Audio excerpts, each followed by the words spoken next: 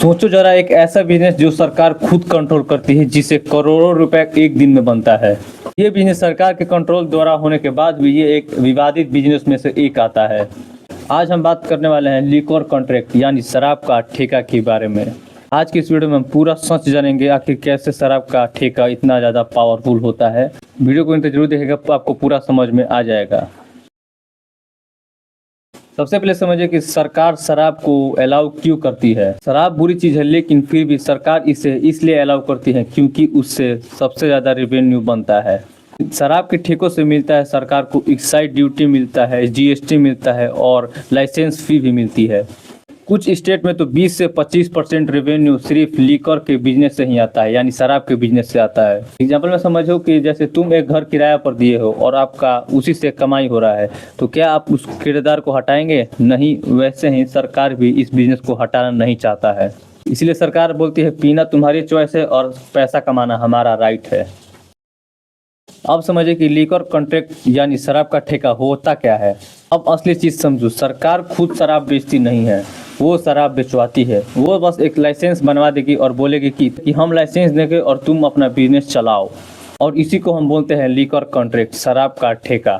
अब समझिए कि लाइसेंस कैसे मिलता है। सबसे पहले तो सरकार एक एरिया डिसाइड करती है, फिर उस एरिया का टेंडर निकलता है और बोली होती है, और जो ज़्यादा पैसा लगाता है उसका मिल जाता है लाइसेंस उस एरिया का।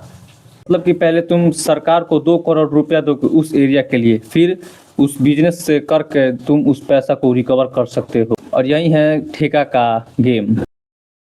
अब समझो कि इसमें पैसा इतना फ्लो क्यों करता है।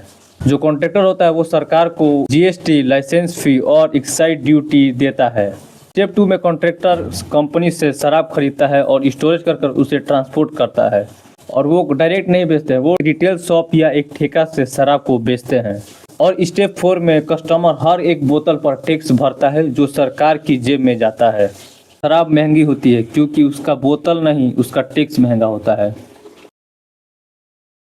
अब समझिए कि ये बिजनेस इतना पावरफुल क्यों है। शराब का बिजनेस इतना ज़्यादा पावरफुल इसलिए है क्योंकि इसका डिमांड कभी भी बंद नहीं होता है। और दूसरा कैश बिजनेस है, मतलब कि कैश टू कैश डील करने वाला ये एक बिजनेस है। और तीसरा कंट्रोल जो है वो सरकार के हाथ में है। चौथा कंपटीशन बहुत कम होता है, इसीलिए इस बिजनेस में बड़े बड़े पॉलिटिशियन और बड़े बड़े बिजनेसमैन, आम आदमी के लिए इसमें जगह नहीं है।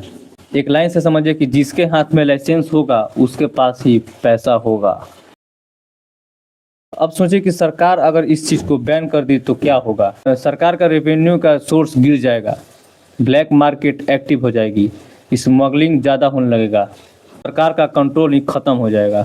इसीलिए कोई कोई जगह पर इसे बैन किया गया है और धीरे धीरे इसे पूरा हटा दिया जाता है। लेकिन सच बात यह भी है कि बैन होने से पीना कम नहीं होता, सिस्टम और डेंजरस हो जाता है। अब समझिए कि आम आदमी का इसमें नुकसान कैसे होता है। सबसे ज़्यादा नुकसान होता है तो वो होता है आम आदमी का। आम आदमी का क्या, बस शराब का बोतल उठाया, हेल्थ डैमेज किया, पैसा वेस्ट किया, फैमिली प्रॉब्लम अलग से है, जबकि सरकार को प्रॉफिट ही प्रॉफिट मिलता है। सरकार बोलती है पीना तुम्हारी जिम्मेदारी है। लेकिन शराब का बिजनेस पैसों के लिए चलता है, लोगों के लिए नहीं। दूसरा, सरकार इमोशन से नहीं चलती है, रेवेन्यू के साथ चलती है। तीसरा, रियल पावर लाइसेंस और पॉलिसी में होता है। ये वीडियो किसी चीज़ का प्रमोशन नहीं था, ये सिर्फ एक सिस्टम की पढ़ाई थी जो था लीकर कॉन्ट्रैक्ट का सिस्टम। और अगर आपको ये वीडियो थोड़ा सा भी इंफॉर्मेटिव लगी होगी तो चैनल को सब्सक्राइब कर लीजिएगा और वीडियो को लाइक कीजिएगा। मिलते हैं अगली वीडियो में। जय हिंद।